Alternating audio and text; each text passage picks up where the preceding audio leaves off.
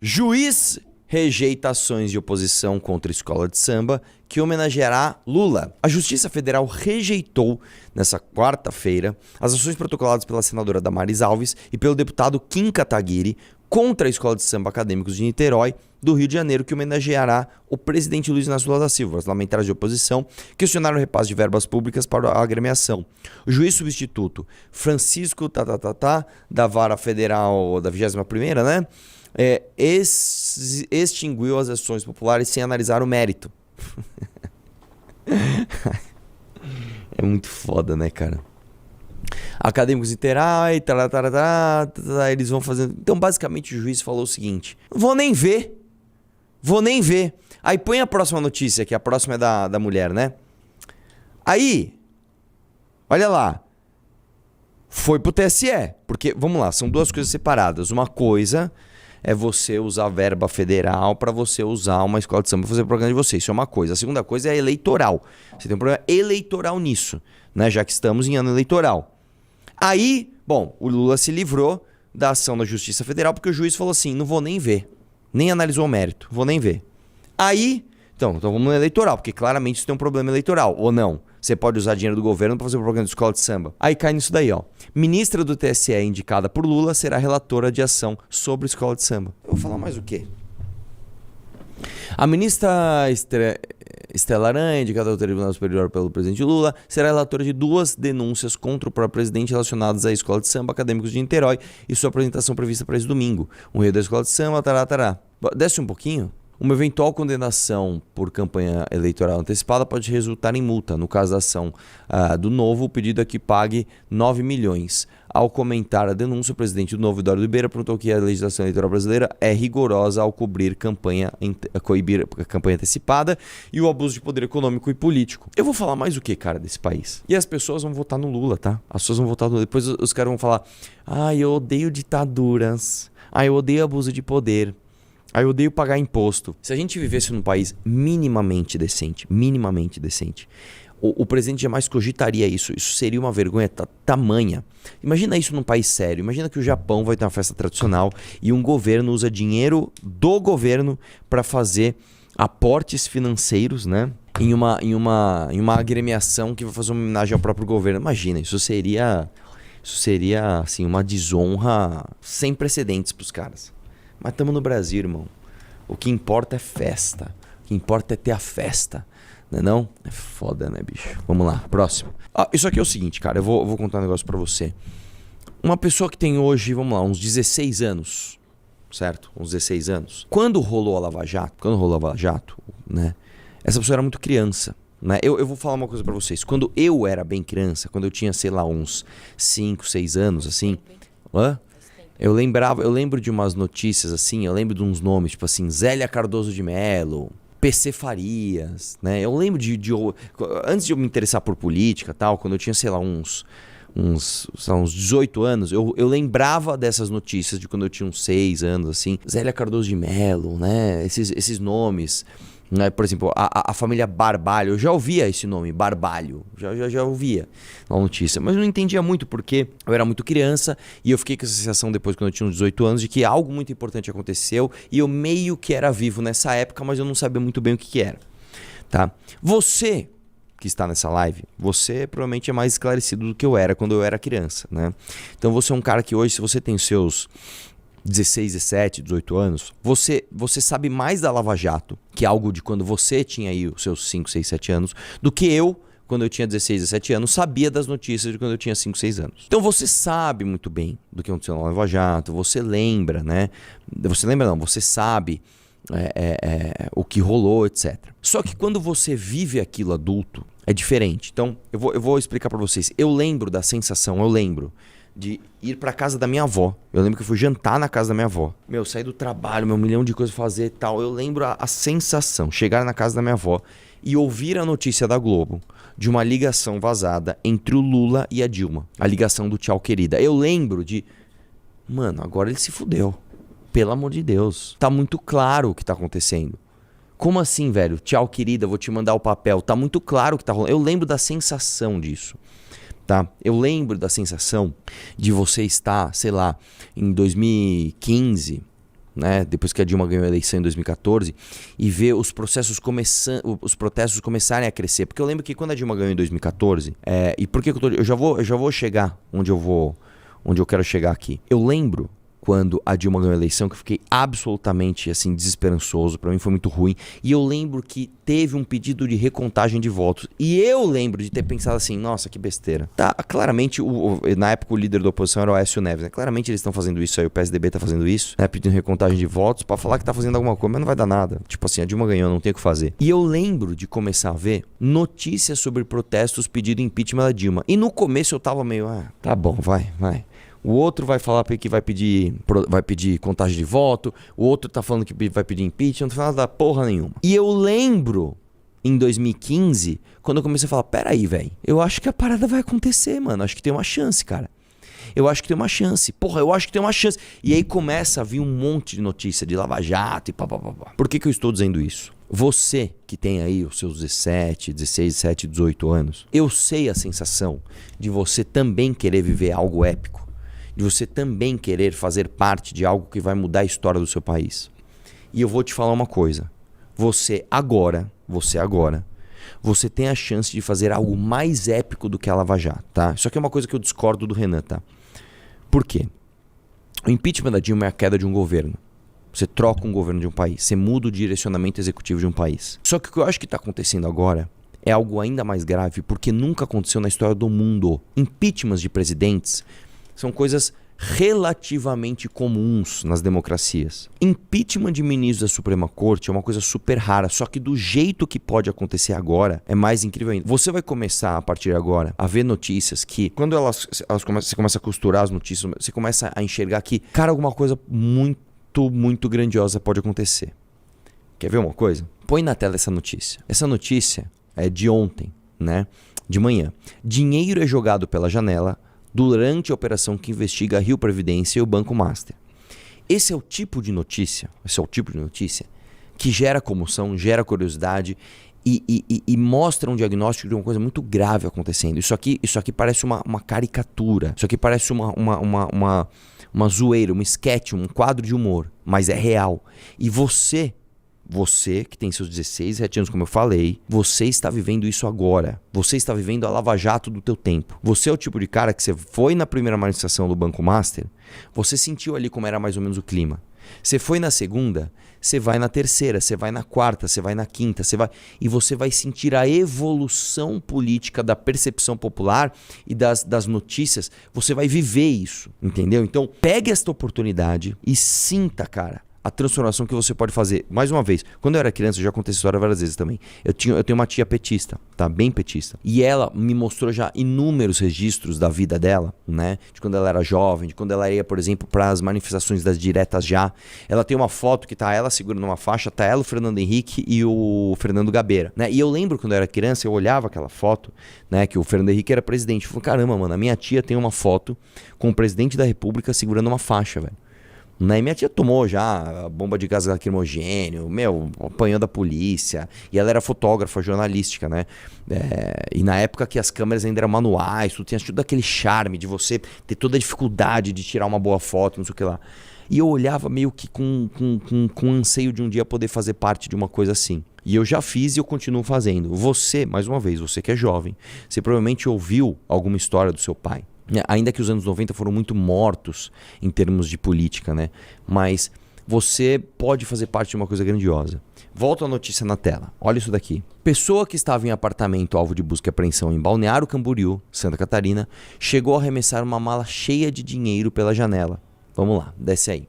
A Polícia Federal deflagrou na manhã dessa quarta-feira, dia 11, a terceira fase da Operação Banco de Papel, que investiga crimes contra o sistema financeiro relacionados à gestão de recursos da Rio Previdência, Fundo de Previdência do Estado do Rio de Janeiro. Lembrando, tá? Por que isso tem a ver? Por que isso é uma coisa muito prejudicial? Porque vários fundos de pensão, várias previdências, ou seja, o futuro de muita gente que vai se aposentar, apostou no pilar Banco Master.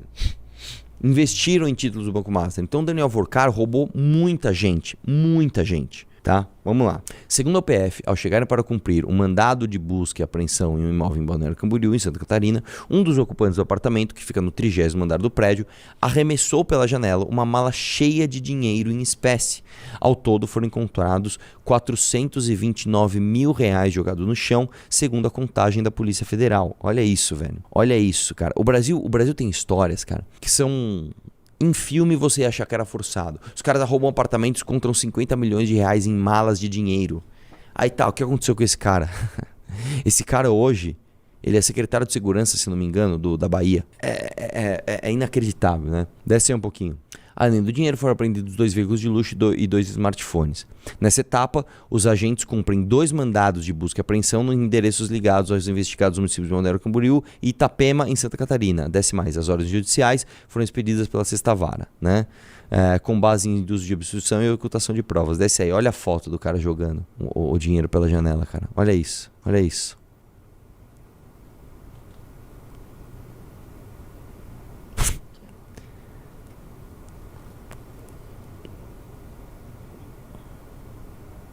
Põe pra frente aí, deixa eu ver se tem mais alguma coisa. Essa imagem de helicóptero. Esse dinheiro provavelmente caiu no quintal de uma outra casa, é isso? Imagina, velho.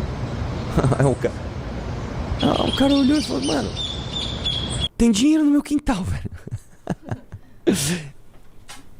Cara, olha, eu vou te falar, né? E aí sai aqui, na terça-feira, o ex-presidente da Rio Previdência, Davis. Olha como o cara se escreve. Olha o Davis, cara. Olha o nome do Davis, velho.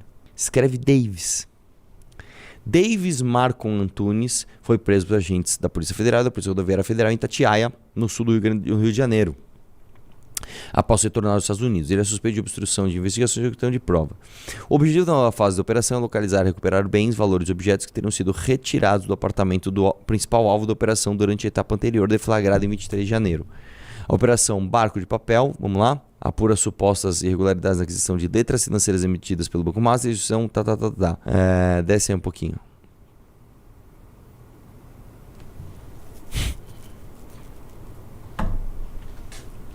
Esses caras são demais, né, velho? Vamos lá. Aí não, volta no tweet do Sam Puncher. Põe aí, põe na tela. Não, mas é porque ele coloca uma coisa assim: cenas que lembram o auge da Lava Jato, né? É exatamente o que eu tô falando aqui, inclusive.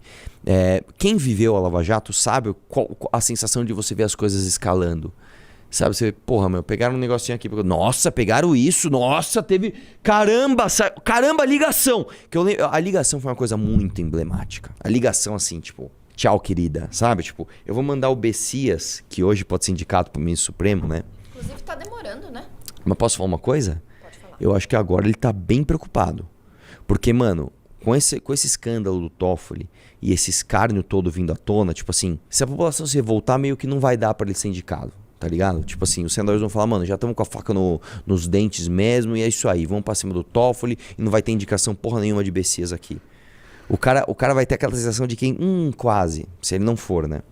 Porque foi muito grave, cara, essa ligação, só pra vocês terem uma ideia. O Moro, vamos lá. O Moro vazou ilegalmente, né? O juiz de uma operação, ele não pode vazar isso pra uma imprensa, né? Só que o Moro foi muito pragmático, porque ele entendeu o seguinte: se não tiver comoção popular, isso aqui não vai andar, velho. Tem que ter comoção popular. E ele vazou isso pra Globo. E teve, e funcionou. Tá? O meu canal começou a crescer por causa disso. Que foi quando teve esse... Tecnicamente ele não vazou, ele tirou o sigilo das provas. Tecnicamente. Bom, né? Assim, eu não sei, mas curiosamente a Rede Globo postou antes de todo mundo, né? Mas enfim, o lance é o seguinte. Na época, quando teve isso, imediatamente depois, teve uma manifestação contra a Dilma. Na Paulista, que foi a primeira que eu fui, porque eu não acreditava muito em manifestação. Eu fui com meus amigos, que foi quando deu... Eu já contei essa história também, né? Me xingaram lá na manifestação, xingaram a gente, né? Seus coxinhas, não sei o que lá. Aí meus amigos falaram, mano, vamos mandar mais... Porque aí os caras marcaram uma pra defender a Dilma. Vamos dar os caras xingar os caras, vamos sair na mão? Vamos embora. Sabe aquelas coisas de conversa de bar? Vamos marcar. E aí, beleza, todo mundo esqueceu. Eu tava com a moto em cima na outra... acho que era sexta-feira, se não me engano. Já tava com a moto em cima da Saveiro pra ir pra manifestação, pra ir pro motocross. Eu falei, caramba, hoje é a manifestação dos caras. Porra, acho que eu vou pegar minha câmera e vou lá fazer pergunta. E foi isso, tá? Sabe quem foi comigo, né? O irmão do papai. Foi o irmão dele que foi comigo. na minha primeira manifestação, Felipe. Aí fomos e filmamos. E a partir dali, cara, ninguém segurou mais o bonde.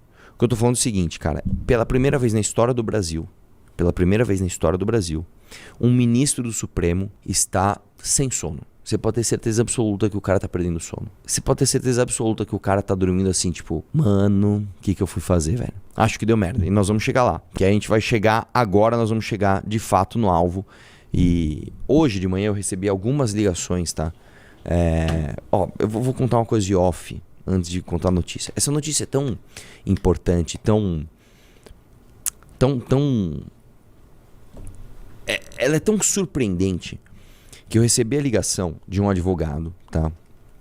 Que é um advogado low profile, um advogado importante. Low profile no seguinte sentido, ele não se expõe nas redes, tá? Mas ele é um cara bem importante. Ele me ligou e falou, cara, eu tô pensando em gravar vídeo, cara. Porque isso é o fim da república, cara. Tô pensando em gravar vídeo. Aí eu falei pra ele, eu te aconselho a não gravar. Te aconselho a não gravar porque é o seguinte, cara, você vai se expor, né? Você não vai ter um boom nas suas redes, porque, né, não é um vídeo que vai... Então você não vai ter o bônus, mas você vai ter o ônus. Mas o lance é o seguinte, o fato desse cara me ligar querendo gravar vídeo é que gera uma indignação genuína em pessoas que já estão acostumadas com putaria. Sabe, todo mundo sabe que o Brasil é um antro de corrupção. Nós somos o pior país em termos de percepção de corrupção. E isso cruza uma linha que as pessoas falam, não, cara, mas aí também já é demais. O Igor do Flow fez um vídeo, né, que eu reagi, inclusive, eu ia soltar hoje, mas soltei o do Toffoli, talvez vá mais tarde. O Igor do Flow, que nunca falou nada sobre isso, deu uma coringadinha ali contra o Alexandre de Moraes. E muita gente falou, lá, o Monark estava certo, não tem nada a ver. Eu fiz um vídeo falando sobre isso, inclusive. Nada a ver. O Monark estava errado, tá? Mas o fato de você começar a ver essas coisas, chega um ponto que você não... Eu vou fazer uma analogia nada a ver. Geralmente moto, fala assim, quando você perde o grau da moto, você não levanta ela mais. Então assim, sabe quando você pega uma moto pesada, ela passa de um ponto que você não consegue mais segurar, ela cai no chão? Quando ela perde o grau, você não segura mais. Nós estamos perto dessa linha. Nós estamos perto da linha que assim, mano, vai passar de um ponto que não tem mais como segurar as consequências. Nem você sendo o Toffoli, nem você sendo o ministro do Supremo. Entendeu? Vamos lá, põe na tela a notícia. Relatório da Polícia Federal sobre Toffoli tem Vorcaro combinando pagamentos para a empresa do ministro. Isso aqui, cara, é um absurdo tão grande, porque assim, como é que pode um juiz da Suprema Corte estar julgando uma pessoa e se descobre que esta pessoa está pagando esse juiz? Isso nunca aconteceu na história. Eu ouso dizer o seguinte, eu acho que isso nunca aconteceu na história do mundo. Eu acho que se você pegar a história das Supremas Cortes em todo o planeta, você nunca viu a Polícia Federal de um país descobrir que o julgado por um ministro do Supremo Tribunal, da Suprema Corte, pagava esse ministro, assim, tão descaradamente. Eu duvido você achar um negócio desse. Se você achar, me manda aqui no chat, sério, de verdade. Eu não tenho conhecimento. Eu perguntei aqui pra galera, falei, vocês já ouviram falar de algo? Não. Esse advogado, inclusive, que eu tava conversando com ele, eu falei, cara, você já ouviu falar de algo assim? Ele falou, não, cara, eu acho que isso é a primeira vez que acontece no mundo, tá? Inclusive, você achou aquele vídeo que eu mandei, o áudio lá? Não achou? Mas eu vou pedir pros universitários. Pede pros universitários. Então, vamos lá, vamos lembrar. O Toffoli estava dizendo que ele não tinha resort. Não, o resort não é meu, não tem nada a ver com o resort. Aí aparecem quais evidências? Ué, você tem uma casa, uma área privativa com uma casa no melhor lugar do resort para você. Você fez festas para sua família nesse resort, com a sua família inteira lá. Você fez festas para celebridades ali. Tem um vídeo, no mesmo frame você dando um sorriso e o Ronaldo Fenômeno saindo de uma lancha para ir pro teu resort, cumprimentando ali uma funcionária, dando um abraço nela, etc. Você tem depoimentos de funcionários, você tem fotos, você tem trechos de vídeos de pessoas que te filmaram escondido lá dentro. No resort, inclusive, tem um cassino, que é só... o cassino é só um tapinha na tua cara, assim, né? Tipo, o cara já te desrespeitou, chutou tua cabeça, te derrubou no chão, pôs fogo na tua casa, ele só dá aquele tapinha na cara só pra te humilhar. O cassino é tipo assim, mano, até bet tem aqui. Aí tem a foto de uma criança do lado de uma máquina de cassino, que é tipo assim, é um tapa na cara com uma cuspida. Seu lixo, pá. É isso. É isso. Aí não, que eu não sei de nada, que eu não sei de nada. Aí o Metrópole faz um baita trabalho. Um baita trabalho. Os caras vão na casa do dono do cotista, né? Do resort, que é o irmão do cara. Chega lá na sede da empresa. Vamos lá, o irmão do Toffoli tem uma empresa que é dono das cotas do Taiaiá. Vamos na sede da empresa. Chega na empresa, é uma casa meio velha, com o piso quebrado, do irmão do Toffoli, cuja esposa do irmão do Toffoli nem sabe do que se trata. Posso falar aqui? Eu não sei se eu vou ter problemas legais, mas isso não é característica de um psicopata? Isso não é característica de um psicopata? Fala se não é. Porque é o seguinte, vamos supor que eu roubei, sei lá, bilhões de reais. Eu, não tô falando de ninguém, tô falando eu roubei bilhões de reais. Aí eu deixo o meu irmão morar numa casa que o piso tá meio quebrado. Tipo, eu tenho bilhões de reais. Eu uso o meu irmão como laranja numa empresa que eu tenho, que eu ganho bilhões. A sede da empresa que eu uso ele de laranja é a casa dele e a casa tá com o piso quebrado. Puta que pariu, velho. Nossa senhora, cara. Não dá pra entender. Não dá pra entender. Mas aí qual é o grande plot twist? O Toffoli, que não tem mais como negar, irmão. Os caras pegaram o celular do Daniel Vorcaro, tinha mensagens dele falando, não, paguei o Toffoli, etc, etc. Aí foram verificar os pagamentos, o pagamento tá lá. Puta, tá lá. O pagamento aconteceu. E aí, Toffoli? Aí o Toffoli vai lá. Não, veja bem. Isso aí é que eu tenho não sei o que lá e parará. Antes de eu ler essa notícia, vamos continuar. Pode continuar. Não, mas continua na ordem lá pra gente chegar na justificativa do Toffoli, Mas né? é isso aqui, né? Boa. Tá, vamos lá. Vai na próxima, porque aí o Toffoli falou o seguinte, não, na verdade é o seguinte, cara. Eu tenho uma empresa e essa empresa foi vendida e ele tá me pagando essa empresa que... mas você falou que você não tinha empresa, cara? Isso aqui é mais grave. Dá uma olhada na próxima notícia aqui, ó. PF encontra citações a políticos em celular de Vorcaro desde 2022. Celular de dono do Master tem trocas de mensagens e citações de parlamentares com foro privilegiado. A Polícia Federal encontrou menções a políticos com foro privilegiado no celular do Daniel Vorcaro, dono do Banco Master, que teve sua liquidação extrajudicial decretada em novembro.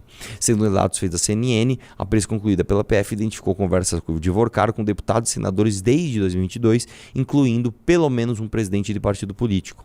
Além disso, haveria citações a parlamentares feitas em trocas de mensagens de Vorcaro, Fabiano Zettel e também entre empresário e cunhado do banqueiro. Cara, se você tem mensagens entre a família falando dos...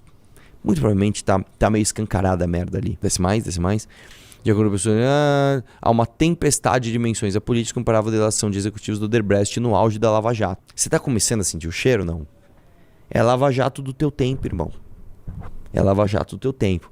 A próxima manifestação, se a gente chamar e você não for, meio que fecha a porta e entrega o Brasil às raposas. Se a gente te chamar para a próxima manifestação e você não for, aí também eu não sei mais o que fazer para você se indignar, tá? Vamos lá. Com a citação de parlamentares, fica praticamente descartada a possibilidade do caso Master sair do STF e descer para a primeira instância, além de gerar uma nova escalada na crise política em torno do assunto. Em nota, a defesa de Vorcaro diz que tem preocupação com o vazamento seletivo de informações, que acaba por gerar constrangimentos indevidos, favorecer ilações e a construção de narrativas equivocadas além de prejudicar o pleno exercício do direito de defesa. Desce aí um pouquinho. Aí tem mais aspas dele, desce mais. E aí, cara, o que acontece, tá? O que acontece? Isso também é emblemático, tá? Eu não lembro. Alguém no chat me diga. Eu não lembro disso acontecer na história do Brasil, tá? Eu não lembro disso acontecer na história do Brasil. A Polícia Federal pediu ao STF a suspensão do Toffoli no caso do Master. Eu nunca vi isso acontecer. A Polícia Federal pediu para afastar o relator do caso, que é um ministro do Supremo. Tipo assim, eles basicamente estão chegando na corte falando assim, ó, tem um de vocês que não pode estar aqui. A Polícia Federal tá pedindo isso. E eu não lembro disso acontecer na história do Brasil. Se alguém lembra disso... Não, e não é comum, porque não é prerrogativa. Porque quem pode pedir suspeição é quem é parte no caso. A polícia, ela pode apontar a suspeição, mas ela não pode solicitar a suspeição. Quem tem que solicitar isso é quem é parte. O MP, no caso, ou alguém que esteja envolvido. Mas assim, eles que têm acesso às provas, né? Então, se eles estão falando isso, é porque realmente... Tipo, a Polícia Federal comprar essa basicamente, briga... a polícia falou o seguinte, ó. Eu estou vendo coisas que pra quem eu apresentar a prova tá envolvido. Eu tenho coisas aqui que eu sei que eu não posso apresentar pra ele, porque ele está aqui. E vou te falar, o gabinete dele respondeu, tá? De quem? O gabinete do Toffoli. Eu sei, respondeu que o cara não podia, né? Nós vamos ler isso aí na matéria. Mas volta lá. Vamos lá. Põe na tela aí, vamos lá. Desce aí. A Polícia Federal apontou o presidente do STF, ao presidente do STF, Edson Fachin, a suspensão do ministro Dias Toffoli como relator das investigações sobre o Banco Master. Fachin já intimou Toffoli a se manifestar sobre o requerimento. As informações apresentadas pela PF Fachin têm como base conversas apreendidas no celular do empresário Vorcaro, dono do Master, que mencionam Toffoli. A citação a Toffoli nos achados da polícia foram revelados pelo UOL. A auxiliares, o ministro segue afirmando não ter razão para se afastar do caso. Em nota, o gabinete do magistrado afirmou que o pedido de declaração de suspeição apresentado pela Polícia Federal trata de ilações. Juridicamente... pede um silencinho lá pra galera, vai. Juridicamente, a instituição não tem legitimidade para o pedido por não ser parte do processo, nos termos 145 do Código do Processo Civil. Quanto ao conteúdo do pedido, a resposta será apresentada pelo ministro ao presidente da Corte. Isso aqui, eu li, não sei se foi nessa matéria ou em outra, que o superintendente da Polícia Federal, né, o delegado-chefe, ele foi pessoalmente despachar com o ministro Fachin. Eu já falei isso também na live de ontem e no meu vídeo que saiu hoje, que é o seguinte: quando você vai despachar pessoalmente com alguém, é como se fosse assim, é uma carta que você usa só se você tiver muita certeza do que você está fazendo. Porque, via de regra, juízes, principalmente desembargadores, ou que dirá ministro da Suprema Corte, que dirá presidente do STF, o cara tem um tempo absolutamente escasso. Pro cara parar pra te ouvir, se você não tiver uma coisa muito foda, soa tipo assim: quem é você pra gastar as minhas horas, né, que eu tenho 1 milhão de coisas a fazer, pra te ouvir? Você não sabe escrever o que você quer? Pra eu analisar como deve ser? Você precisa despachar comigo?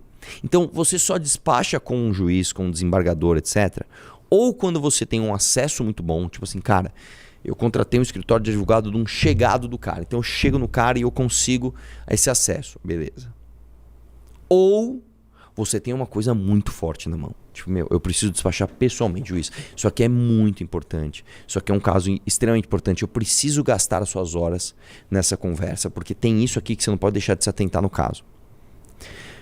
Para o superintendente da Polícia Federal ir para o presidente do STF, que nem é prerrogativa da Polícia Federal, pedir a suspensão do cara, é porque basicamente ele sentou o cara e falou: Fachin, vem cá.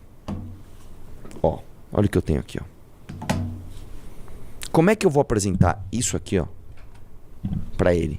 É como se eu... Imagina o seguinte, é como se eu, sei lá... Cara, não precisa nem fazer analogia. Eu tenho menção aqui de pagamento ao cara que vai julgar o caso. Como é que eu vou chegar no juiz e falar: juiz, eu tenho determinada prova aqui que menciona o senhor como como recebedor de XXXX valores aqui, ó. Como que eu vou fazer isso? Como? E o Fachin, ele fica colocado numa posição que é o seguinte: de um lado ele é um dos 11. Ele é um da corporação. Não pode dar fogo ao amigo. Por outro lado, isso é grande demais, cara. Quem é que vai decidir? E essa é a parte que eu quero que você entenda. Por mais que juiz, por mais que ministro supremo não precise da sua aprovação, entenda só. Se o negócio for muito feio, muito escancarado, o próprio juiz, o próprio presidente do STF e os pares vão entender: cara, não dá pra segurar. Ele cruzou uma linha que não dá pra segurar. Ele cruzou uma linha que não dá. Eu vou dar um exemplo pra você. Quando a Isa Pena sofreu um assédio na Assembleia de São Paulo, o cara foi lá e passou a mão no peito dela, na frente de todo mundo. A galera falou, no dia que aconteceu, porque eu já contei essa história também, né? Ele aconteceu no dia que era pra ser o último dia de sessão, teve um problema e teve um segundo dia de sessão. Se não tivesse o segundo dia de sessão, praticamente não ia dar nada, só que teve o segundo dia de sessão. E no dia que teve o segundo dia de sessão, a Isa Pena já chegou com a Rede Globo. Ela chegou na Assembleia com a Rede Globo, já foi no plenário, já fez discurso, já fudeu. Este dia eu lembro, eu vi o Fernando Cury sair chorando do plenário e em prantos para o seu gabinete. Chegou lá no gabinete, estavam todos os deputados tipo assim: mano, puta, como é que segura essa agora? E meio que foi tal, aí fizeram acordo com ela e salvaram o cara. Mas ele se fudeu, porque a justiça, né, falou: não, isso aqui é assédio, acabou. Mas ainda conseguiram salvar o cara. Por que conseguiram salvar o cara? Porque teve férias nesse período, teve recesso. E a Isa Pena também falou: meu, beleza, demorou, vambora, eu vou ganhar aqui muito fundo partidário, muito fundo eleitoral, vou fazer minha campanha, vou estourar de voto para ser federal em 2022. Se fudeu porque não conseguiu, gastou mais de 2 milhões de reais e não conseguiu se eleger. Mas tá bom, vamos meio que jogar um relatório lá pro PT, o PT fez um relatório que salvou o cara e bola pra frente. E ela ainda elogiou o relatório do cara, que foi o Emídio. Então os caras ainda conseguiram segurar. Neste caso, a briga é essa. O Fachin ele vai falar, cara, o quanto que eu consigo segurar isso?